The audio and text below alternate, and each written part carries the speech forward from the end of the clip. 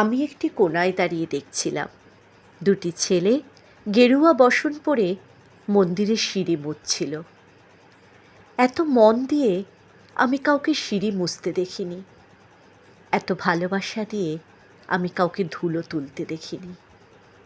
সিঁড়ি নয়, যেন জননীর ত্বক থেকে ধুলো তুলছিল। এভাবে কেউ সিঁড়ি থেকে ধুলো মুছতে পারে এ আমি কোথাও দেখিনি।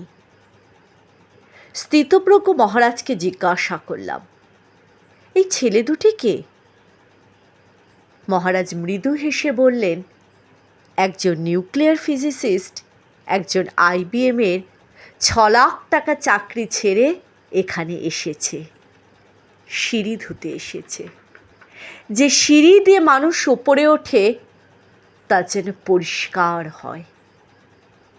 মহারাজ চলে গেছেন, সন্ধ্যা নেমে আসছে গঙ্গায়, আমার ভেতরেও নামছে সন্ধ্যা। সারা পৃথিবীতে এত সিঁড়ি, সিঁড়িতে সিঁড়িতে এত দাগ, এত ক্রোধ, এত অপমান। আরতি শুরুর আগে মনে হলো, যে সিঁড়ি মুছতে পারে না সে কোনোদিন মানুষের চোখের জল মুছতে পারবে না।